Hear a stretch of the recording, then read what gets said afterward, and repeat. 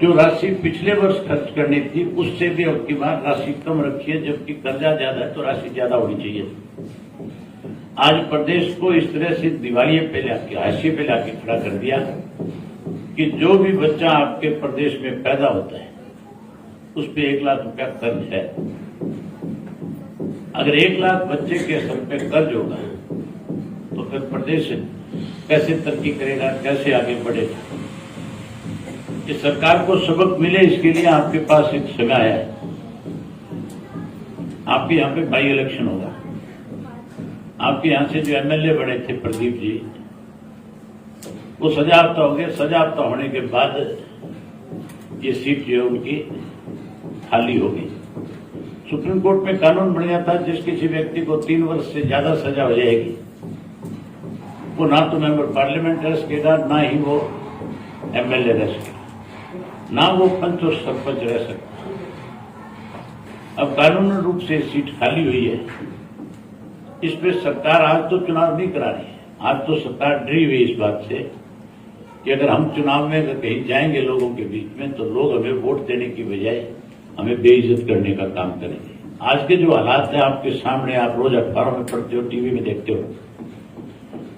जो सरकार में बैठे लोग इस किसान आंदोलन में कहते हैं कि चंद लोग इस आंदोलन का हिस्सा है।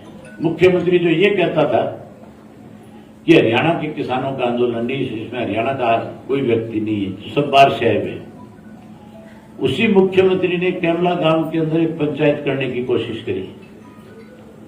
वहां इतनी बड़ी संख्या में किसान इकट्ठा हो गए कि मुख्यमंत्री का हेलीकॉप्टर उतरने नहीं दिया।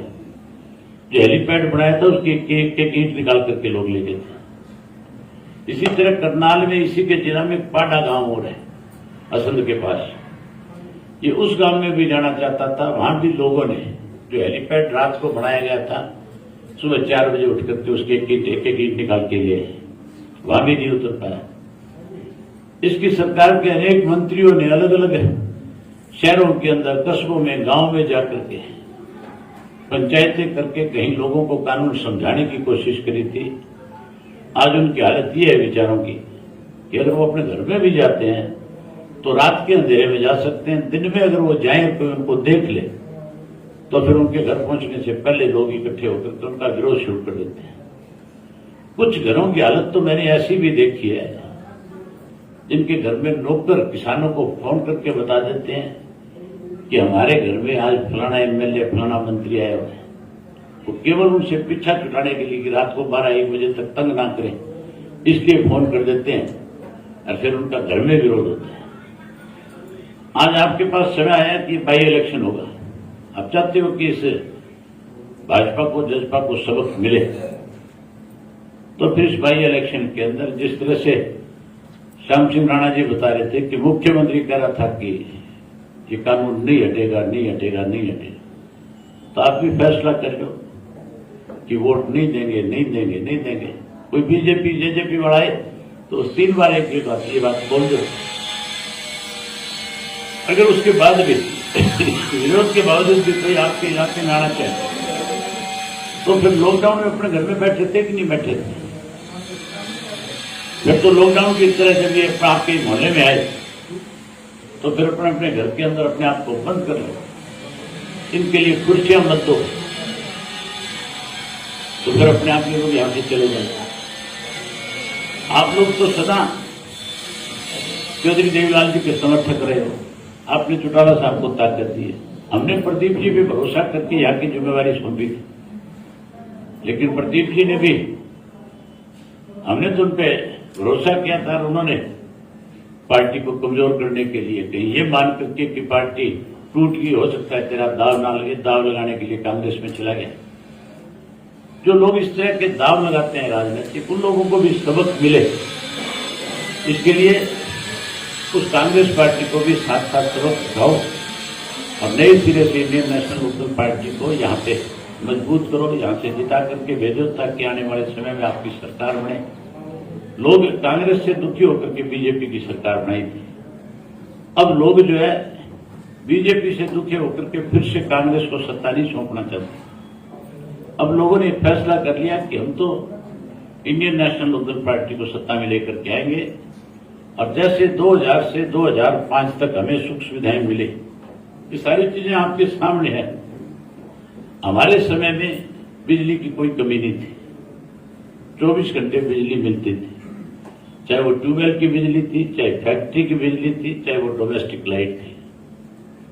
उस वक्त के अंदर पीने के पानी की व्यवस्था की गई थी। आपका पहाड़ का एरिया है, एक गांव से दूसरे गांव में जाने में लोगों को बहुत असुविधा होती थी। जगह जगह पहाड़ों के बीच में नाले बने हुए थे, जिनसे आने जाने में कई कई किलोमीटर के चक्कर लोगों को लगाने पड़ते थे। उन्होंने पुल बना करके, सड़क बना करके रास्ते देने का काम किया। और लोग खुद से कहते हैं कि हम ऐसी सरकार लेकर के आए जो आम लोगों की बात को सुनने का काम करे, आम लोगों को ज्यादा से ज्यादा सुविधाएं देने का काम करे। मैं अभी पीछे जो आपके पिंजौर के साथ लगते हुए गांव है, 9 ऐसे गांव हैं जिन गांवों की जमीन एक्वायर सरकार ने कर ली। वहां लोगों से मिल रहा था, उन लोगों ने बताया कि हम 9 के 9 गांव के लोग मुख्यमंत्री से मिलने गए। हमने मुख्यमंत्री के सामने अपना पक्ष रखा, बताया कि हमारी जमीन एक्वायर होगी, लेकिन हमें अब तक मुआवजा नहीं मिला।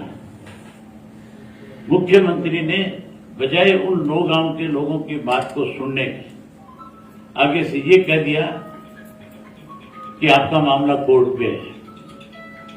उन्होंने कहा कोर्ट से कोई स्टे नहीं है, कोर्ट में तो जमींदार गया हुआ है कि हमारी जमीन का जो मुआवजा मिल रहा है उस मुआवजे को और बढ़ाया जाए। आप हमें जो पिछली कोर्टों का जो फैसला है उसके मुताबिक पैसा दे दो, सुप्रीम कोर्ट फैसला करती रहेगी।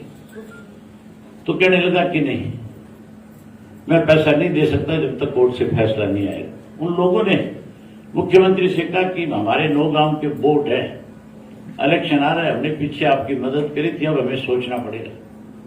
इतना अहंकारी मुख्यमंत्री था कि उसने उनसे कहा कि जाओ जहां मर्जी अपना वोट डाल लेना। उसी का नतीजा था कि बीजेपी अब की बार चुनाव हारी। जहां साथियों मुख्यमंत्री इस तरह का अहंकार दिखाए, वहां उस मुख्यमंत्री को सबक जरूर मिलना चाहिए। मुख्यमंत्री का काम जो है, प्रदेश का कोई भी व्यक्ति अगर दुखी है, परेशान है, अगर मुख्यमंत्री के सामने गुहार लगाता है तो उसकी बात को सुन करके उसको इंसाफ दिलाना है। हमारा प्रदेश का मुख्यमंत्री तो अहंकारी हो गया, इसका अहंकार टूटे, इसके लिए इस चुनाव के अंदर इनको सबक सिखाओ। मैं उम्मीद करूंगा कि मॉडल टाउन के लोग जो है इस अब की बार के चुनाव में भारतीय जनता पार्टी जेजेपी का जो कोई उम्मीदवार आएगा उसके लिए बोर्ड लगा देगा कि हमारे यहां वोट मांगने की जरूरत नहीं। आपने मेरी बात सुनी, आप सबका बहुत धन्यवाद। जय हिंद, जय भारत।